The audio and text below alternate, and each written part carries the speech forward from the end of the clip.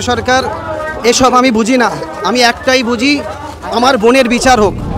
আজকের ফুরফুরা শরীফের মহিলারা, আমার মায়েরা বোনেরা নেমেছে, তার কারণ ওরা জানে আগামী দিন আমাদেরকে মার খেতে হবে। আমার ফুরফুরা শরীফের মহিলারা রাস্তায় নামলো। দেখেন, রাজ্য সরকার, কেন্দ্রীয় সরকার এসব আমি বুঝি না। আমি একটাই বুঝি, আমার বোনের বিচার হোক।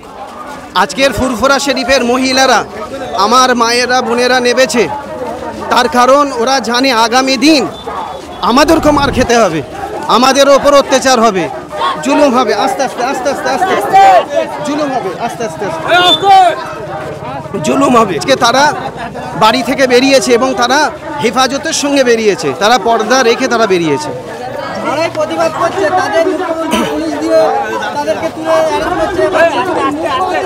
আমার মনে হয়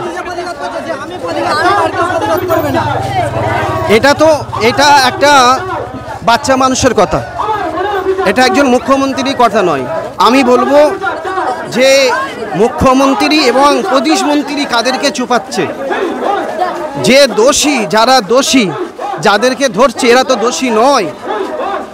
প্রকাশ্যে আসুক যে কোন মন্ত্রীর ছেলে এর মধ্যে জড়িত আছে, কোন এমপির ছেলে জড়িত আছে, কোন এমএলএ ছেলে জড়িত আছে, তাদেরকে খুঁজে বের করা হোক। আম পাবলিককে তুলে নিয়ে গিয়ে তাদের উপর অত্যাচার হবে, এটা আমরা চাই না।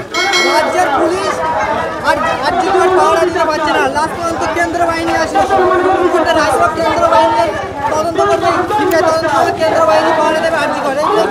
দেখেন, আমাদের কেন্দ্রীয় বাহিনীর উপরে আস্থা আছে এবং যে সিবিআই এসেছে, সিবিআইয়ের ওপর আমাদের আস্থা আছে, আইনের ওপর আস্থা আছে। আমরা জানি, আমাদের আশা হয়তো তারা সঠিক বিচার করবে। আনিস খানের বিষয়ে আমরা দেখেছিলাম যে আপনার কাছে আইনের উপর আস্থা আছে, কি বলবেন? আনিস খানের তো ন্যায় বিচার এখনো পর্যন্ত হলো না। শুধু আনিস খান নয়, গাড়ি আছে দিদি, গাড়ি শুধু আনিস খান নয়, আজকে বলুন আনিসের পর থেকে কতজনকে মারলো, বিচার হলো কি? কোনো বিচার হয়নি। তবে আজকের আবু সিদ্দিককে খুন কোনো বিচার হলো না। আজকে আমরা কঠোর সে কঠোর আমরা প্রতিবাদ করব, আন্দোলন করব। এইটাকে আমাদের হাতছাড়া করলে হবে না। এটাকে যদি হাতছাড়া করা হয়, আগামী দিন আমাদের ঘর থেকে আমাদের মা বোনকে টেনে নিয়ে এসে অত্যাচার করবে।